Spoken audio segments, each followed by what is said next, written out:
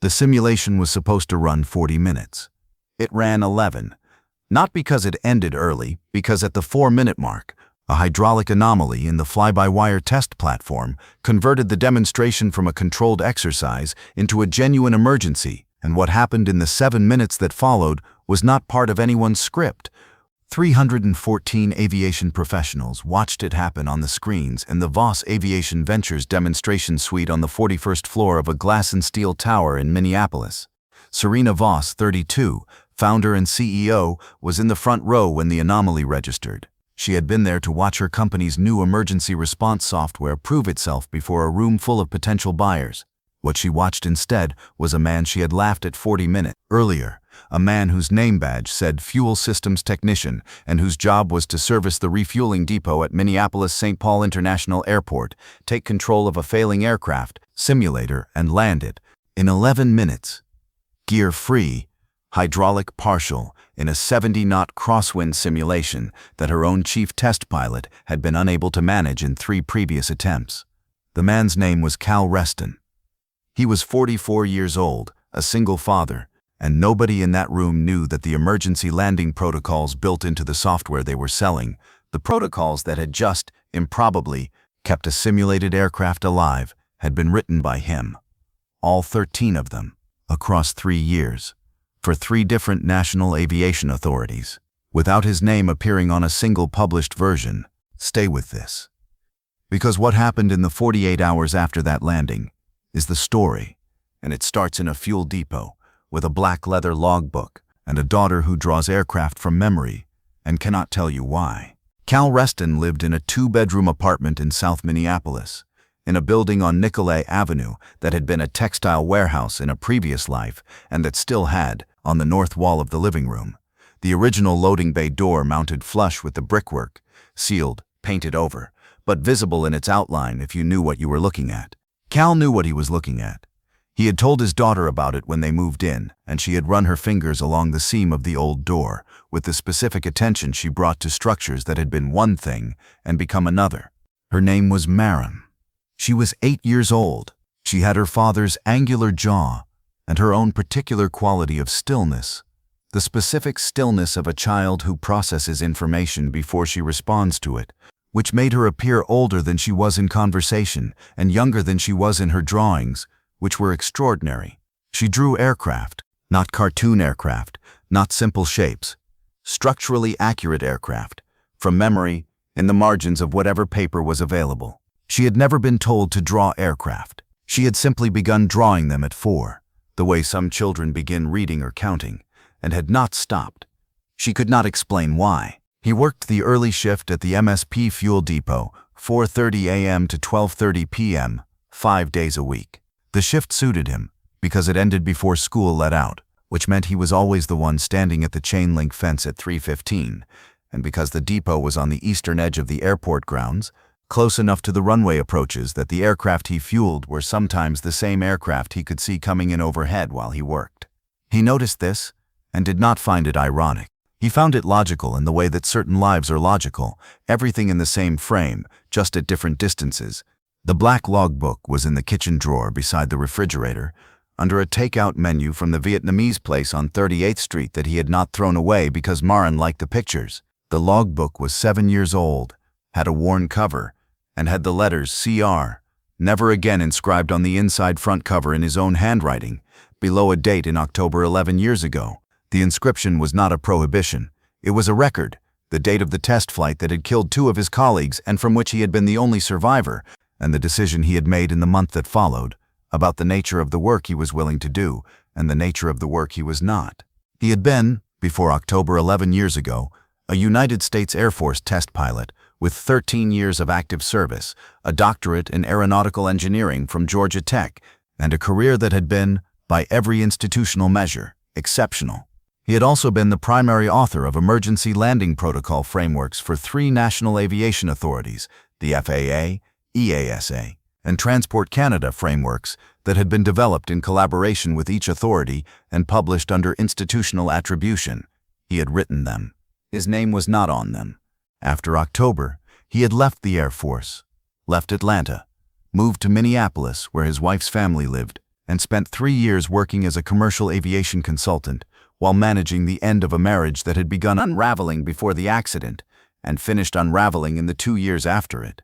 He had come away from that period with Maren, shared custody until she was 6, full custody since, and the fuel depot job, which he had taken because it was at the airport, and because it ended at 12:30, and because the physical simplicity of it had, in the first months, been the specific kind of relief that only arrives after years of too much complexity.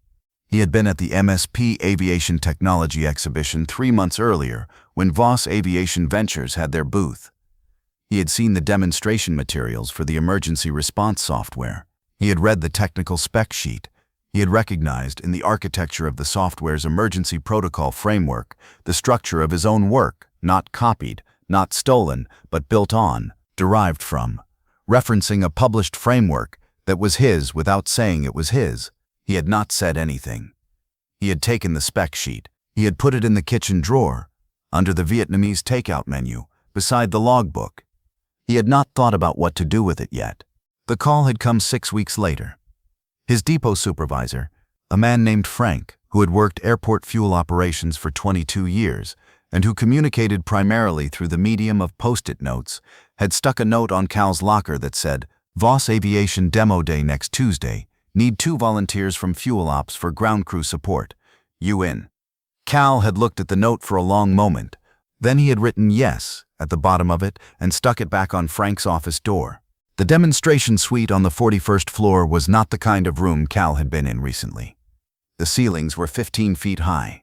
The north wall was floor-to-ceiling glass looking out over downtown Minneapolis and on a clear day toward the airport. The simulator platform occupied the center of the room. Banks of screens showed real-time telemetry, weather overlays, and traffic simulation data. 314 seats were arranged in a curved theater configuration facing the simulator and the screens. Cal and another fuel ops technician named DeWitt were seated in the back row. Cal had a lanyard that said ground support and a cup of conference coffee that was better than the depot coffee but not as good as his own. He watched Serena Voss give her opening remarks and noted that she was exceptionally good at it. The pacing, the specific selection of technical detail to include and to withhold, the management of a room that had come in skeptical and was already leaning slightly forward. Phase 2 began to develop a problem in its second scenario. Not a software problem, a hardware issue in the simulator platform's hydraulic control interface that had been flagged in the pre-demo maintenance check but had been judged as within acceptable parameters for demonstration use. The flag had been correct. The judgment had been wrong. By the third scenario of Phase 2, the hydraulic interface was operating at 63% of rated capacity. Rachel Dahl caught it. She flagged it to the control station. The platform technician confirmed the reading. The room watched all of this on the telemetry screens. Serena Voss walked to the control station. Cal, from the back row, watched her make the calculation. The hydraulic issue was not immediately dangerous. The simulator was a simulator, but it changed what the software would be demonstrating. She announced that the Phase 2 anomaly had created a more authentic demonstration environment for Phase 3, and that they would proceed to the emergency landing simulation with the existing hydraulic parameters. She said this with the confidence of someone who had made a judgment call and was committing to it. The room shifted forward another degree. What happened in the first 4 minutes of Phase 3 was a cascading interaction that the software's designers had not anticipated between the hydraulic degradation mode and the gear deployment sequence. The gear attempted to deploy at the 4-minute mark. The deployment created a pressure spike that pushed the hydraulic system below the threshold that the software's emergency protocols treated as a new categorical input. The software, correctly interpreting this as a critical state change, shifted into its full emergency mode. The simulation became, in the language of the system's own diagnostic output, an unguided emergency state. Rachel Dahl, to her credit, held the approach. She asked for the protocol override. The control station reported that the override was not responding. The hydraulic display showed 41%. The aircraft, simulated but behaving authentically within its parameters, was at 4,000 feet, gear half deployed, hydraulics at 41%, with a 70-knot crosswind in the weather overlay, and the guidance software in an unguided state. In the back row, Cal Reston put his ground support lanyard in his pocket. He walked to the front of the room. He did not push anyone. He did not raise his voice. He said, "To the control station technician," in the specific, even tone of someone who has said things like this before, "I need the primary interface. You'll want to step back." The technician looked at Serena Voss. Serena Voss looked at the man in the fuel depot shirt with the ground support lanyard in his pocket and made a decision that was either the worst decision she had made in 5 years of running this company, or the only correct one available. She said, "Let him through." He sat down at the primary interface and took the controls. The room was completely silent. 314 people who had come to this demonstration to evaluate software were watching a man in a fuel depot technician's shirt take control of a failing emergency simulator, and none of them knew who he was, and nobody spoke. What Cal Reston did in the next 11 minutes was not dramatic in the way that emergencies are usually dramatic. It was methodical. He assessed the hydraulic state 41%, degrading at approximately 3% per minute, which gave him roughly 7 minutes of meaningful control authority before the system entered a terminal state. He assessed the gear, half deployed, which meant the landing would need to account for asymmetric drag. He assessed the crosswind, 70 knots, simulated, consistent, which meant it was predictable, which meant it could be worked with. He assessed the software's emergency mode and recognized, in its structure, the framework he had written for the FAA in 2016, the specific decision tree, the specific weighting of variables, the specific escalation logic that he had spent 4 months designing and that the Voss development team had clearly used as the architectural basis for their own system. The software was his. Not entirely. It had been built on his framework, extended, improved, adapted, but the decision architecture at the core of the emergency mode, the part that was currently generating the UN-guided state, was his work. He knew where the problem was. He worked through the hydraulic priority sequence that he had written into the framework in 2016 as a manual override pathway. A pathway that existed in the system's architecture but had not been included in the operator documentation because it required knowledge of the framework's internal logic that no standard operator would have.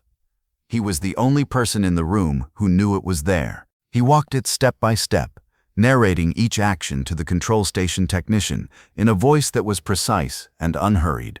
The hydraulic display moved. 41, 39, 37. Degrading.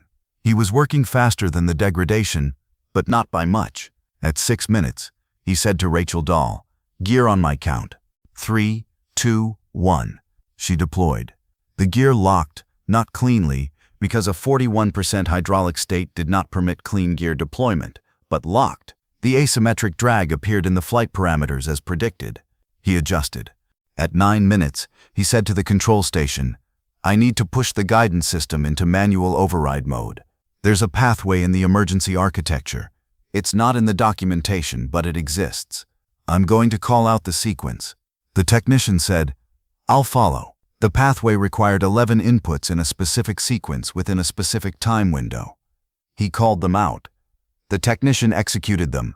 The guidance system shifted out of UN-guided emergency state into manual override. At 11 minutes and 14 seconds, the simulated aircraft crossed the threshold, touched down on the runway simulation overlay, held centerline through the crosswind, and stopped. The room was still silent for 2 seconds after the landing. Then it was not. Serena Voss found him in the hall outside the demonstration suite, 15 minutes after the landing, where he had gone because the room had wanted to applaud, and he had found the applause uncomfortable in the specific way of someone who has been applauded for surviving things. He was standing by the window at the end of the hall, looking at the city, holding his ground support lanyard. She did not have a speech prepared. This was not a situation she had prepared for. "Mister," she said, and then realized she didn't know his name. "Reston," he said. "Cal Reston, Cal." She looked at him. "What did you do in there?" "Fixed your guidance system," he said. "The manual override pathway," she said.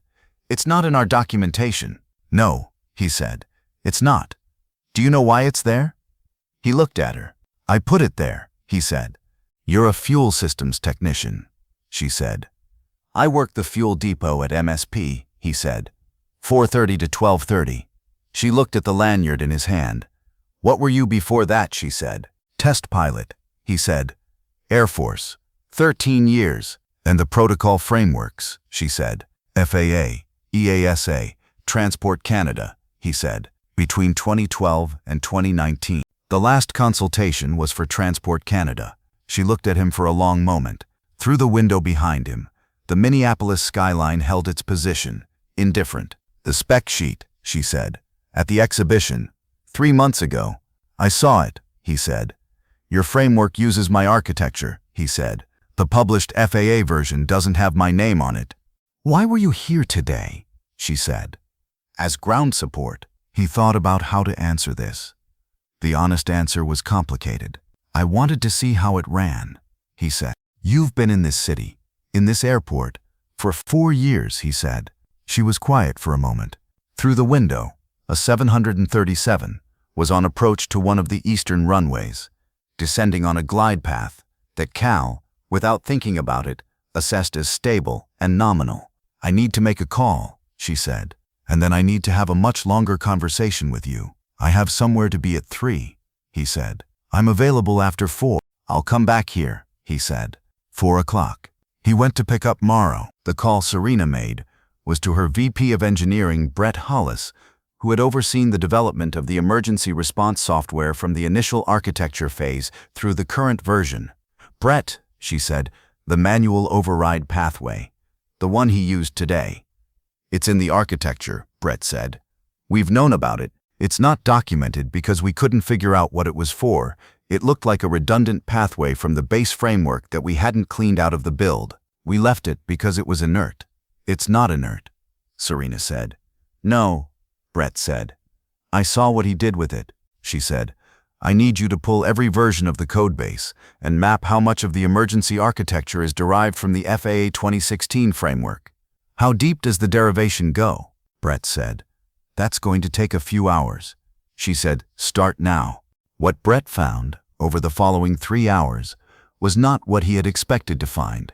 What he found instead was that the Voss emergency architecture was, in its essential logical structure, a faithful implementation of the FAA framework, extended and adapted but not fundamentally restructured. The decision tree, the variable weighting, the escalation sequencing, the hydraulic priority logic, the landing approach guidance architecture, all of it traced directly to the FAA 2016 publication.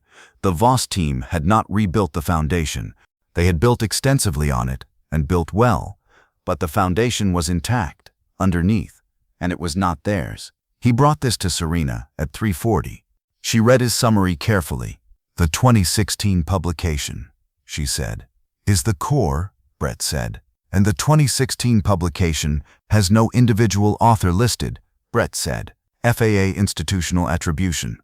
But if what Cal Reston says is accurate, and what I saw him do today strongly suggests it is, the logical architecture of that publication is his work. She looked at the summary. The demo, she said. The $340 million deal. Yes, Brett said.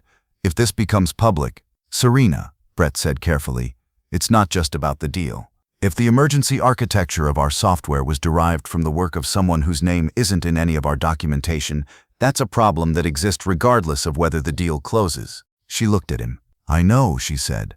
The person who had known was not Serena. The person who had known was a man named Douglas Falk, 51, who had been Voss Aviation Ventures' chief technical architect from year 1 to year 3, who had overseen the initial framework selection for the emergency architecture, and who had left the company in the 3rd year to join a competitor. He was no longer with Voss. He had been, for 14 months, a senior fellow at an avionics research institute in Zurich. Serena did not know this yet when Cal came back at 4 o'clock. She found it out later, from Brett, who found it out from the development archive. What Cal told her at 4 o'clock, in her office on the 38th floor with the flight paths visible through the western window, was not about Douglas Falk. It was about the work itself. He had brought the logbook, not because the meeting required it, but because it was in his jacket pocket. He carried it every day. The way you carry the things that define the boundary of who you are and who you used to be. She asked him to walk her through the framework development. He did. He told her about the FAA engagement, which had begun in 2012 when he was still active duty, and the Air Force had seconded him, the authority for an 18-month collaboration on emergency procedure standardization for commercial aviation. He told her about the specific problem the framework had been designed to solve. The existing emergency protocols for hydraulic partial gear failure scenarios were authority-specific, inconsistently structured, and, in 3 documented accident sequences that he had analyzed in detail, had contributed to outcomes that better protocols would have changed. He told her about the 3 years of development, the accident data analysis, the simulator work, the 4 different architectural approaches he had tested before arriving at the decision tree structure that the FAA had ultimately published in 2016. The person who had known was not Serena. The person who had known was a man named Douglas Falk, 51, who had been Voss Aviation Ventures' chief technical architect from year 1 to year 3, who had overseen the initial framework selection for the emergency architecture, and who had left the company in the 3rd year to join a competitor. He was no longer with Voss. He had been, for 14 months, a senior fellow at an avionics research institute in Zurich. Serena did not know this yet when Cal came back at 4 o'clock. She found it out later, from Brett, who found it out from the development archive. What Cal told her at 4 o'clock, in her office on the 38th floor with the flight paths visible through the western window, was not about Douglas Falk. It was about the work itself. He had brought the logbook, not because the meeting required it, but because it was in his jacket pocket. He carried it every day. The way you carry the things that define the boundary of who you are and who you used to be. She asked him to walk her through the framework development. He did. He told her about the FAA engagement, which had begun in 2012 when he was still active duty, and the Air Force had seconded him to the authority for an 18-month collaboration on emergency procedure standardization for commercial aviation. He told her about the specific problem the framework had been designed to solve. The existing emergency protocols for hydraulic partial gear failure scenarios were authority-specific, inconsistently structured, and, in 3 documented accident sequences that he had analyzed in detail, had contributed to outcomes that better protocols would have changed. He told her about the 3 years of development, the accident data analysis, the simulator work, the 4 different architectural approaches he had tested before arriving at the decision tree structure that the FAA had ultimately published in 2016. He told her about the manual override pathway, why he had included it, what it was designed for, why it wasn't in the documentation. Then she asked, the spec sheet. At the exhibition, you recognized the framework, the structure of the emergency decision tree, he said. I recognized it within the first page. But you didn't say anything. No, he said. Why not? He looked at the logbook in his hands. He turned it over once, the way he did sometimes, not looking at it, just feeling the weight of it. I didn't know what I wanted to do about it yet, he said. And now, she said. I want 2 things, he said. The first is that the manual override documentation gets written and included in the system. The gap in the software's behavior under that specific hydraulic gear interaction is a safety issue and it needs to be addressed. And the second, attribution, he said. I don't want money. I don't want a position. I want the framework documentation to reflect where it came from, and I want that to be accurate, and I want it to be in whatever materials Voss publishes about the system going forward. She looked at him.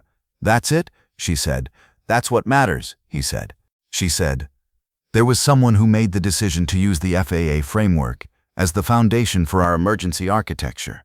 The person who made it should have identified the framework's origin. Do you know, was there any communication from Voss Aviation about attribution? There was no communication. She said, I need to look at something. Can you give me 48 hours? He said, I can give you whatever you need. He went home. He made dinner. Maren drew an aircraft on the back of the takeout menu from the Vietnamese place, which meant he would keep the menu. What Serena found in 48 hours was that Douglas Falk had known. He had been the one who had identified the FAA 2016 framework and had recommended its use as the foundation for the Voss system. His recommendation memo had described the framework as a robust institutional product from the FAA's Emergency Procedure Standardization Working Group. The memo did not mention any individual contributor. Douglas Falk had not been a member of the working group, but he had known Cal Reston. They had overlapped at Georgia Tech in 2009 and 2010 when Cal was completing his doctorate. They had collaborated on 2 papers. Cal had told him, during one of those collaborations, that his Air Force assignment was focused on emergency procedure standardization for commercial aviation authorities. Serena sat with this for a long time. The distinction between I know and I'm hiding it, and I have reason to believe and I'm not looking closely enough, was a distinction that mattered in a legal context and mattered differently in a human one. She called Douglas Falk in Zurich. It was a short call. He was quiet for a longer time than the question required. Then he said, "I knew Cal had been working on emergency protocol frameworks for the authorities. I didn't make the connection when I was looking at the FAA publication. I should have." Serena said, "Did you consider making the connection?" He said, "I don't know." She thanked him and ended the call. She sat in her office for a while after, looking at the flight paths through the western window. Then she called Cal. "I want to tell you what I found," she said on the phone. "And then I want to meet with you again." He said, "All right." She told him about Douglas Falk. She told him about the development archive. She told him about the call to Zurich. She told him about the distinction she had been sitting with. He listened. He said nothing while she told him. When she finished, he said, "He and I worked together at Georgia Tech." "I know," she said. "He knew what I was working on," he said. At the time, a silence. "Cal," she said, "I don't know whether Douglas made a decision to not look closely at the attribution question or whether he genuinely didn't make the connection. I think the honest answer is that it's somewhere in between, and that the honest answer matters less than what we do about where we are now. I want to fix the software first," she said. "The manual override documentation, the hydraulic gear interaction gap, whatever else needs to be addressed. I want the system to be what it should be before I care about the business implications of today," he said. "That's the right order. And then," she said, "I want to fix the attribution, not just in our materials, in the FAA documentation if that's possible, and in the Transport Canada materials. I want to approach both authorities about a correction to the attribution record." "Why?"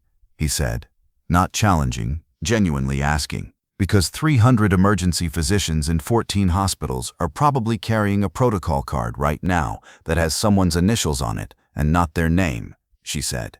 "And I think the world is worse for those omissions in ways that are small and cumulative and very hard to measure and very easy to ignore."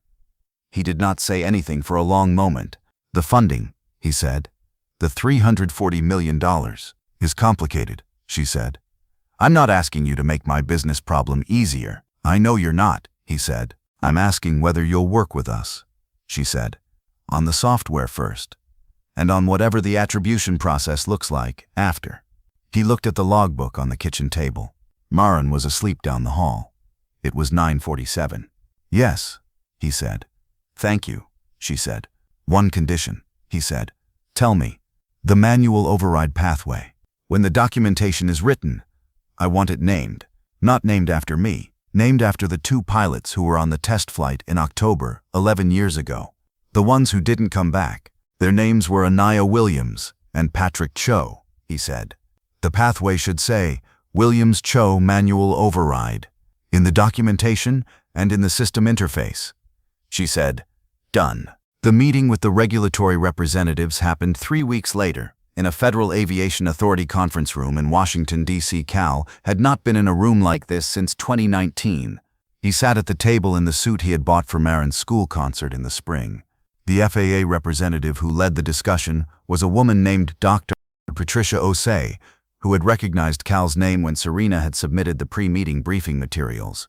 "Mr. Reston," she said, "I reviewed your contract documentation from the 2012 to 2015 period last night. The institutional attribution on the 2016 publication was consistent with our standard practice for seconded contractor contributions. That practice has been reviewed since then and is no longer standard. Your contribution to that framework was substantial and should have been acknowledged." Cal said, "Thank you for saying that. It's accurate," she said, "not a courtesy." The substantive portion of the meeting covered 3 areas. The first was the software's emergency architecture, the derivation, the gap, and the Williams-Cho manual override pathway. Brett walked through this. Cal answered technical questions. The second area was the attribution question, a correction to the 2016 publication's attribution record, Dr. Osei said that a correction was feasible and that she was prepared to initiate that submission. The third area was the VOS licensing negotiation. Dr. Osei said the hydraulic gear interaction gap was a significant issue that required resolution before any endorsement. Serena said that Voss Aviation would submit a remediation plan within 30 days. After the meeting, in the corridor outside, Serena said, "You're going to say yes. I'm going to think about it," he said. "You built a window into the work that was accessible to someone who knew the framework well enough to use it. That's not something you do if you're done with the work." He looked at her. "I built it for the pilots," he said. "Not for me." "I know," she said. "But you're still the one who knows where it is." He said yes in December, by email, to Dr. Osei. He said it in 3 sentences. He would join the working group, he would need the schedule structured around school pickup, and he was available starting in January. Dr. Osei replied in 2 sentences. The schedule would be structured accordingly, and the working group was glad to have him. The attribution correction for the FAA 2016 publication was processed in March.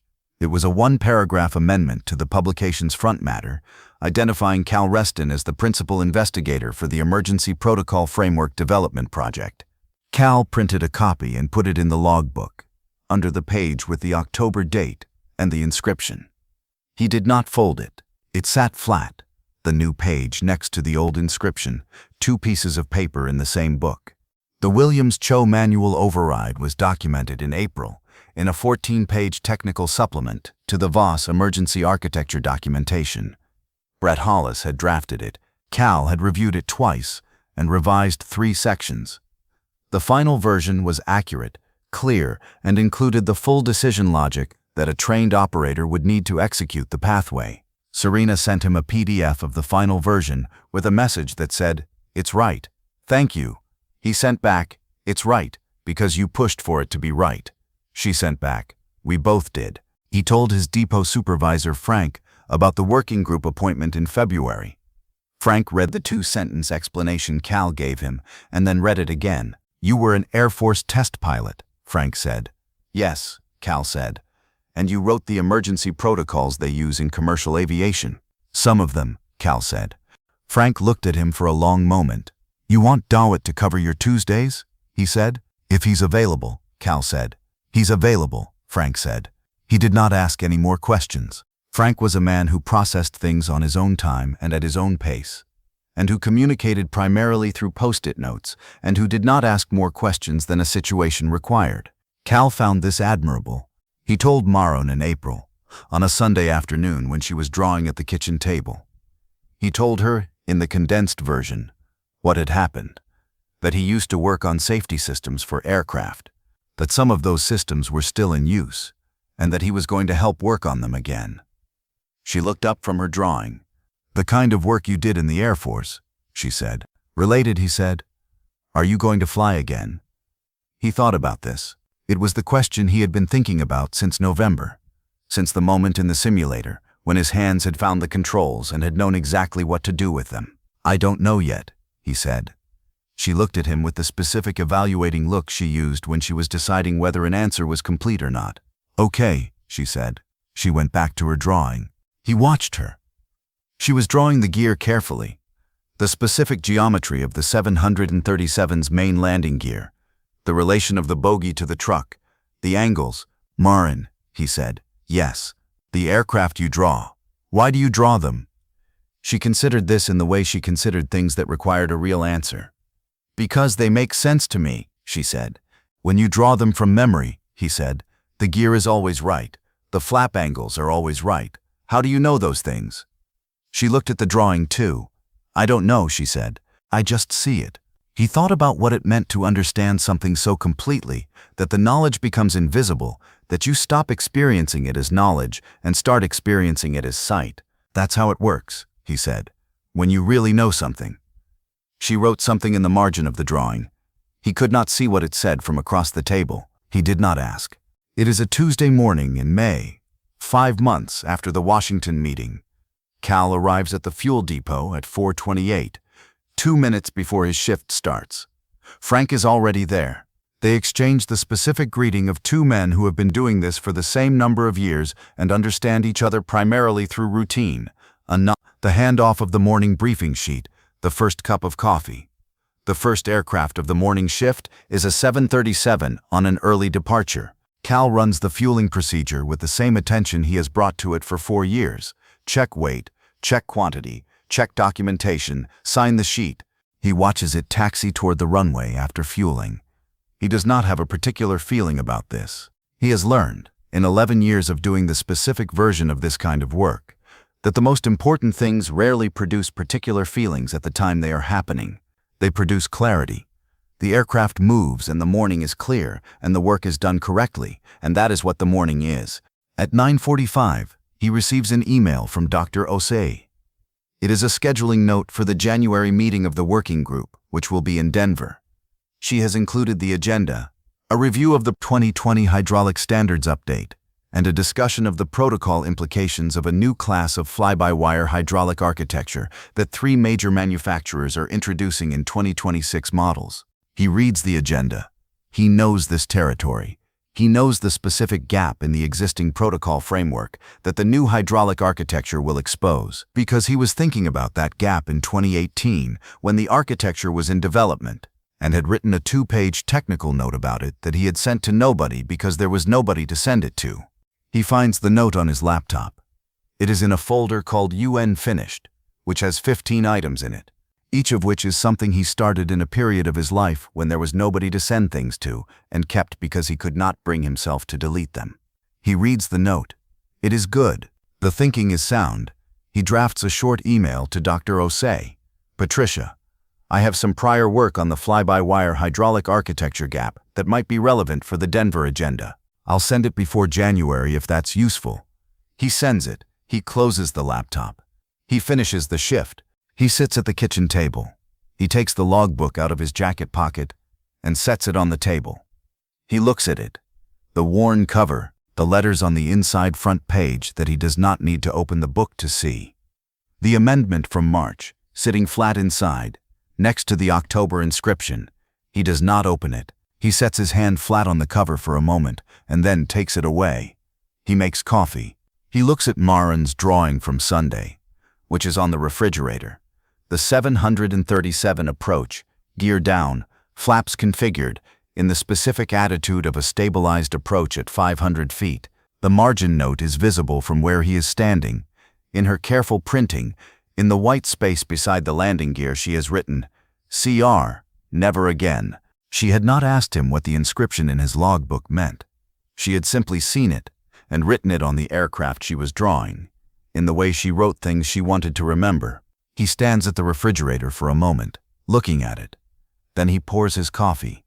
He sits down. He opens the folder on his laptop labeled UN Finished and reads the next item. At 2:58, he gets in the car. He drives the 3 blocks to Maren's school. He parks in the pickup line. He waits. She comes out of the building with her backpack and her drawings, the new ones, from the school day, already visible folded in her hand. She gets in the car and puts her seatbelt on and unfolds the top drawing on her lap to look at it. What did you draw today? He says. She turns the drawing to show him. It is an aircraft he does not recognize, not a commercial type, not any configuration he has seen before. It is something new, a shape she has invented with a wing geometry that is unusual and an engine placement that is unconventional and that he looks at for a moment before starting the car. Where does that come from? He says. She looks at the drawing. I don't know, she says. I just saw it. He starts the car. That's how it works, he says, when you really know something. She folds the drawing carefully and puts it in her backpack. He pulls out of the pickup line into the afternoon. Minneapolis in May has the quality of a city that has been waiting a long time for something and has finally stopped waiting. The light settled, the air right, the ordinary streets in the ordinary afternoon light, which is the light that is enough. The logbook is in his jacket pocket. The aircraft he invented that morning, in the UN Finished folder, has a name in the file, Williams-Cho Protocol, 2018 draft. He had not looked at the name in 6 years. He had known it was there. He drives home. It is enough.